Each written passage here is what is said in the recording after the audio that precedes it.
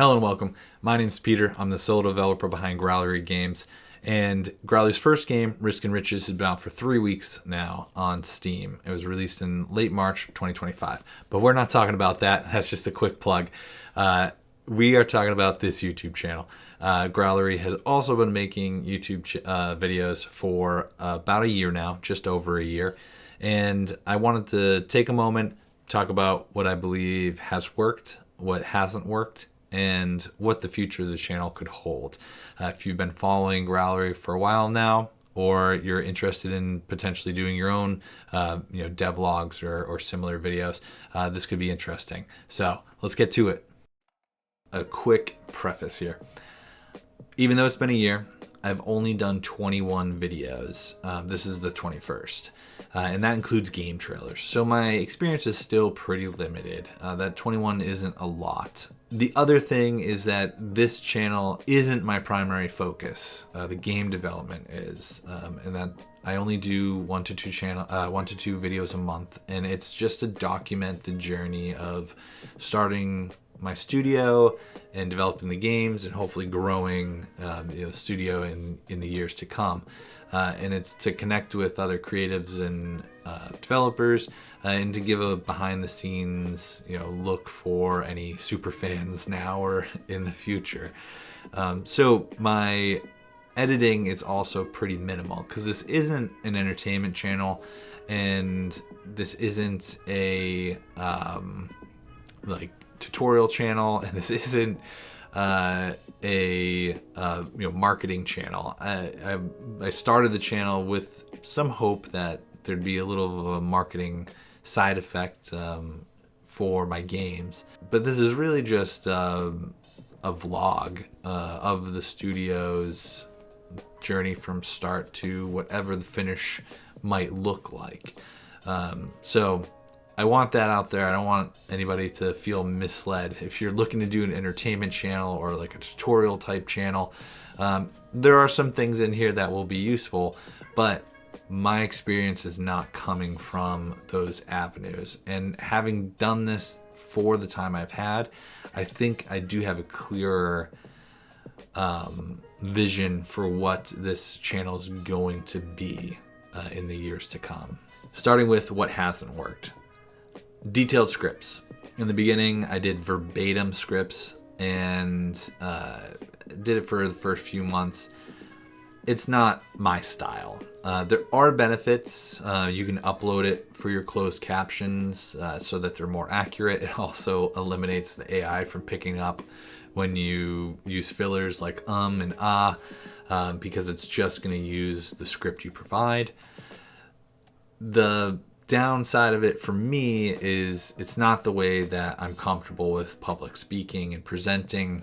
I like bullet point lists with just the key elements that I want to hit on, and then I just come up with the exact content as I'm talking. For me, it flows better, and the problem I have also with the verbatim scripts is that if I lose my place or kind of fumble the script up a bit, it's hard for me to get back into it. There'll be a little bit of a pause while I try and figure out where I left off, while with the bullet point lists I can just move on to the next one or keep rambling for a little bit until it seems like everything's on track. Sticking to 15 minutes. In the beginning I was trying to shoot for 10 to 15 minute videos, 12 minutes being the ideal, and that was just what I was hearing from other YouTube channels that I was watching, that you want something slightly above 10 minutes because then you can do the 2 ads and it's what the YouTube algorithm wants and all that. For me, they've been 25 to 30 minutes at times. Even I've had one that was almost 35 minutes. 35 minutes is a bit long.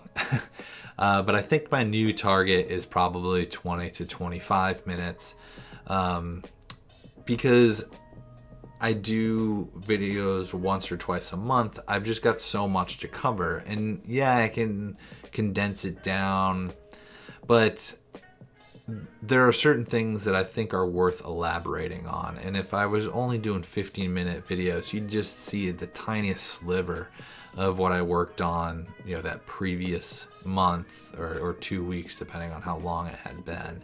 We'll move on to the tags. It doesn't seem to matter what tags I use.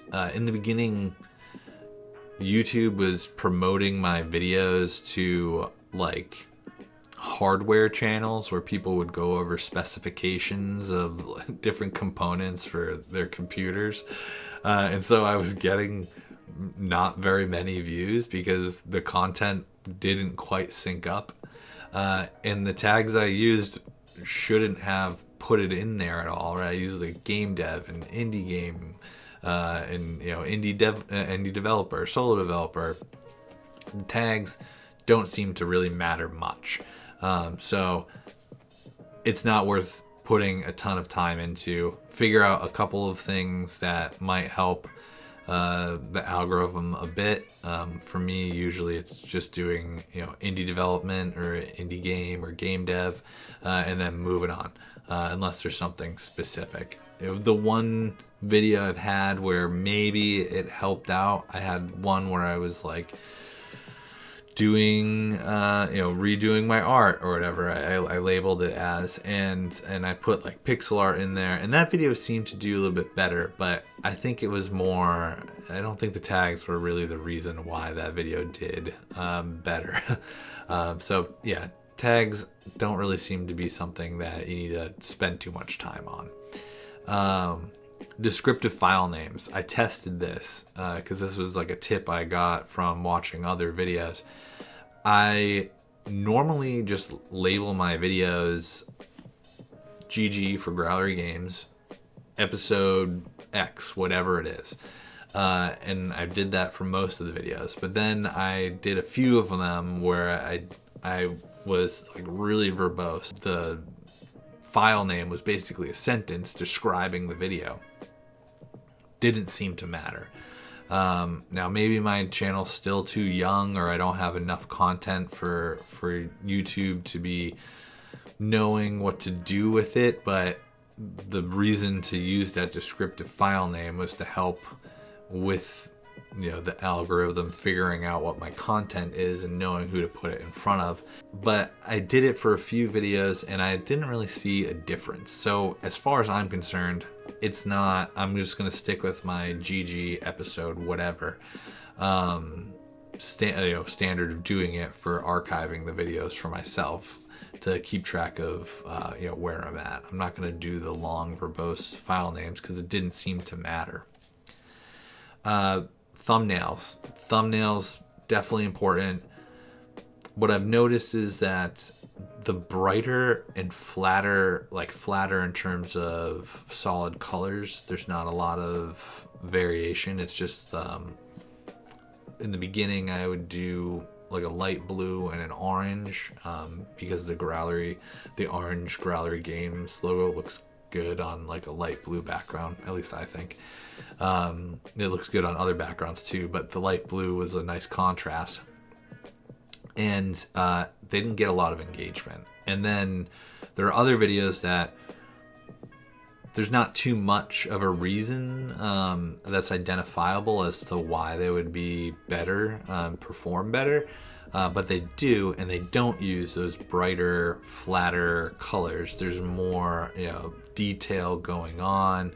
I use of course I'm blank, a gradient. I use a gradient or something like that instead of just a flat color, and that seems to make a difference. I mean, putting time into thumbnails is a no-brainer. Like, thumbnails are a big reason of what people click on and what they don't. But specifically for me, I've noticed that the brighter, flatter colors in my thumbnails seem to have gotten the worst engagement levels. The other thing is, this is a real stupid one, but if you're new to making YouTube videos, this is something to definitely know. Loving versus liking comments. In the beginning, there are many comments that I liked and didn't do the heart thing, not realizing that the heart thing is the only way that it shows that I personally, as the YouTube channel, engaged with the post other than commenting on it. So there are some older videos with comments that I liked and didn't heart, and so on the back end of YouTube it says that I haven't engaged with them, which is a little annoying because I don't like the queue to be there.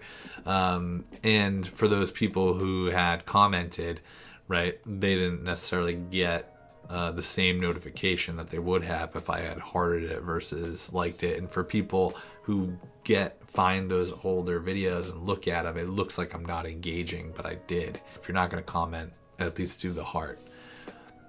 Trying to get people to comment. I don't get a lot of comments, and comments are big. The more comments you get, that definitely flips some sort of switch, and YouTube will start promoting the video more, the more that people are engaging with it. And comments are definitely weighted pretty heavily in whatever that formula looks like. And so I just encourage people, if you had nothing else to say, say happy birthday, which I was kind of stealing from another channel that I watch for my own, information and entertainment, Orange Pixel, where he had started doing something similar, where towards the end of the video he says, if you have nothing else to say, post whatever. Orange was, I think, the first one that he did. That didn't work. And so it now just looks silly. I don't think it was necessarily a bad thing, but you need an engaged audience for that sort of thing to work. Because on his channel, he has thousands of people watching his videos. So it worked out. The first, couple dozen people did it, and then other people started doing it. But for smaller channels, that sort of thing doesn't work so much, because there's whether it's conscious or subconscious, people don't want to be the trendsetter. They don't want to be the first one to do it. And so when no one commented on that video, nobody continued to comment on that video, because nobody wanted to be the first one. Because you just feel like you're exposed and out in the open. You're the only comment there. Thank you to those who have been commenting on previous videos. But yeah, that sort of thing doesn't seem to really work until you've got a little bit of an audience and you've got a few people who are willing to be the first ones to kick in the door and get it going. So moving on to what has been working. We'll go to the positives here. I talked about this a tiny bit in what wasn't working, but when I started off the 15-minute videos, it wasn't working with the way that I'm doing only 1 or 2 videos a month. And so the longer form videos seem to suit my content better. And when I was before doing this video, I peeked at what my stats are and things like that in YouTube, and it kind of backs it up. Half of my videos, half of my viewers are watching on TV. You might be one of them. And then another 35% are watching on a computer.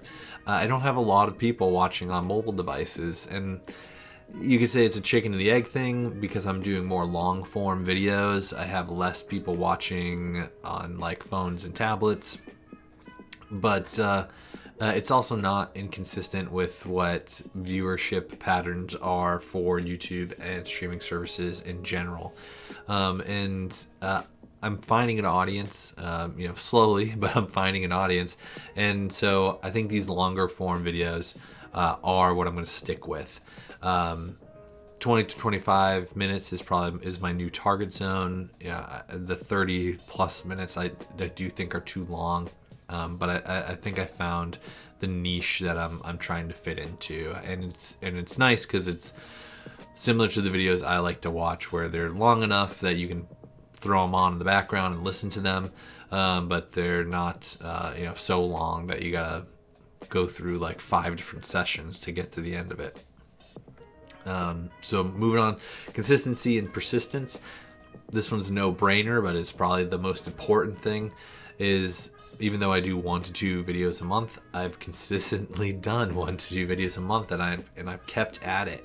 When I started, I didn't have much of an audience. I don't remember the exact numbers, but I think when I first started my channel in the first month or so, I had about 20 subscribers, and now it's been a year, and I've slowly clawed up to get 49, and that's not an uncommon experience. When I was looking for content creators to send keys to for Risk and Riches, which, by the way, if I haven't mentioned, is on Steam if you want to support Growlery Games.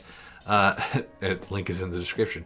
But when I was looking for content creators, some of them had their like milestone stats listed in their about section, and a lot of them don't reach 100 subscribers until over a year, and then it seemed to be exponential after that. Then after 14 months or 18 months, they reached 100, and then 6 months after that, they're at 250 or 500, and then another 3 months after that, they're up to 1,000. And then for a lot of them, it seemed like there was kind of a soft, cap that they hit. Some of them would bust through and start getting up to tens of thousands. Others would be stuck in that 1 to 5,000 range for a while. But it was nice to see that. I might do something similar in my about section if it doesn't become too much. But yeah, that's a normal experience, and what I want to stress is that if you're interested in doing devlog videos yourself, especially if you're a solo developer like me, honestly, from a business standpoint, this isn't worth me doing. I should be working on my game, but I want this to be part of my company culture. If Growlery Games builds up, I don't want to hide for years at a time and then pop out and say, hey, I got a new game. I want to take fans along and people who are interested in the process along in the journey. We're creating a new game, it's gonna be this. I get the proprietary concerns for major titles and things like that, but I don't want that for Growlery Games. I don't want us to be in that position. I want to find a way to balance it. Anyways, that consistency and persistence has definitely been a key factor in getting to the size I am. At the time I'm recording, I'm still a very small channel, 49 subscribers. If you want to be 50, fantastic. 50 for me is like the first milestone I wanted to hit. So to talk about one other channel I watch personally, Bite Me Games, it's 3 guys, and one of them, he does some of the business and game design stuff, but he also has a good amount of time to dedicate to their YouTube channel, and they've built up an audience, and now it's part of their business, helping to sustain them through sponsorships and monetization through YouTube itself, and their channel size is big enough for if only 5% of their viewers end up buying their games that they're talking about and promoting, it all helps to sustain the business itself monetarily. But for me, this is just kind of an extra. This isn't something that is really helping in a measurable way at the moment for Growlery Games itself. I do think I've gotten a few sales here and there, but not enough to justify the time that it takes to do these videos. It takes day and a half sometimes. In the beginning it took 2 days to put these videos together, and so I just want to stress for anybody watching who's thinking about doing a channel for their stuff of just how much time it takes, and is it for you, is it worth it? For me, I get more out of it than just money, and so for me, I'm going to keep doing them, but I'm well aware that there's a good argument to be made that it's not the best use of my time. Titles, obviously, thumbnail and title are the reason that almost everybody is going to decide to watch your video and give you a few seconds to get them to stick around. I already talked about the thumbnail a bit and what wasn't working, and I'll improve on that. But titles, I looked and saw, like, are any of my videos doing better based off the titles? And there definitely seems to be a difference. The bolder titles, the ones that sound a little like they're an instructional video, seem to do better than the others. For example, one of my last videos was lessons learned from a failed launch. And obviously that was meant to pique your interest a bit, and it seemed to have worked. It's the video's doing a bit better than my other videos. One of the devlogs, just the straight devlogs of this is the progress I've made on my game and what I've been doing. The one that did the best, I titled it something along the lines of creating consistent art. It wasn't misleading. I talked about what I did to go back and make a lot of my art assets more consistent. But it wasn't an instructional video. I was just talking about what I did for my game. Hopefully people got something out of it, but it seemed to do better than some of my other videos that were similar. It was probably the title, because the thumbnail was just a screenshot from my game with some words on it, and I've done that multiple times for some of my videos, and this one in particular just seemed to do better. So I'm gonna have to say it was probably the title. Story-based scripts, in my experience and for my channel, story-based scripts do better than just here's tip 1 and 2 and 3, right? The type of video I'm doing right now does not perform as well as the ones where there's a clear beginning and end with like an arc, and the viewer understands that the stuff we're talking about now is all going to come to a conclusion at the end. There's retention is definitely much higher in the story-based videos, and that can be seen. Again, referring to one of the more recent videos I did, lessons learned from a failed launch. I start with the Steam page and the first wish lists I had, and take you through all the spikes along the way until the game release. And I had pretty good viewer retention in there, and that's one of my longer videos too.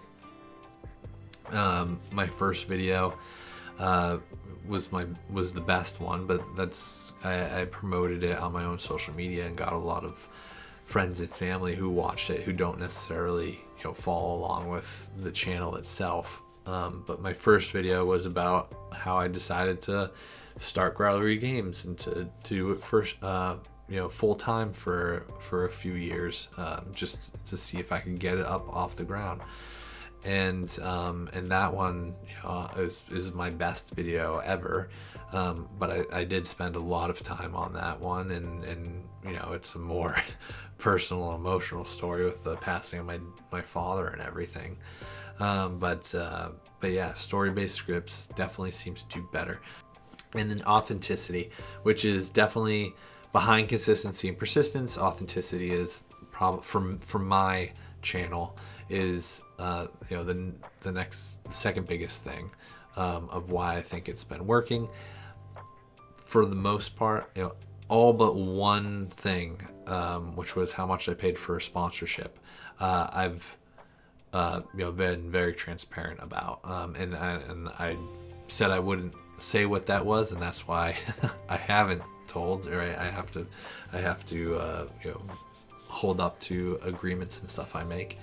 But I show how many wish lists I have or talk about them. I'm going to show the sales for Risk and Riches in next month in a future video.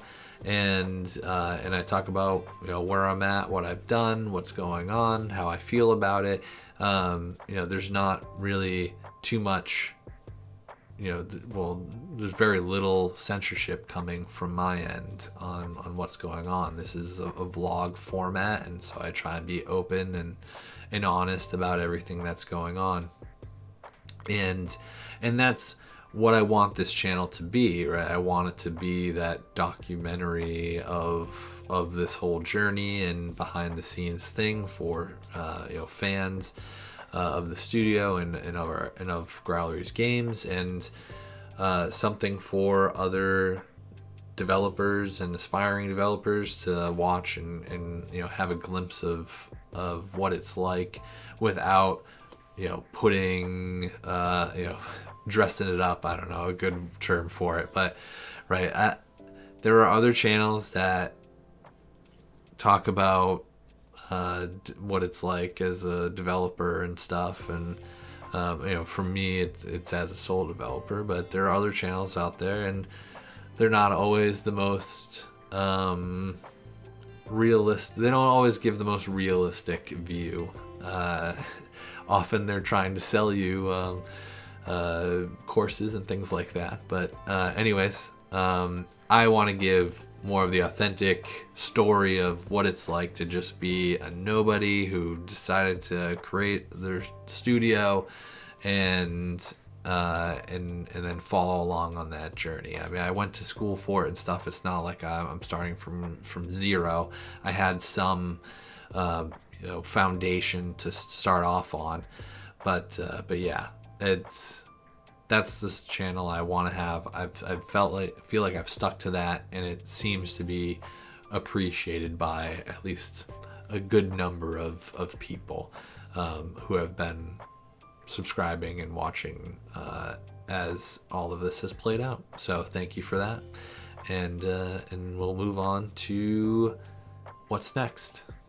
So what's next for this channel? This channel is still going to keep going.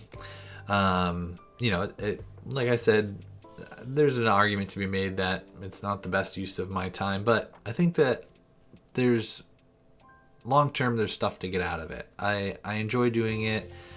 It's making me better, talking on camera and things like that.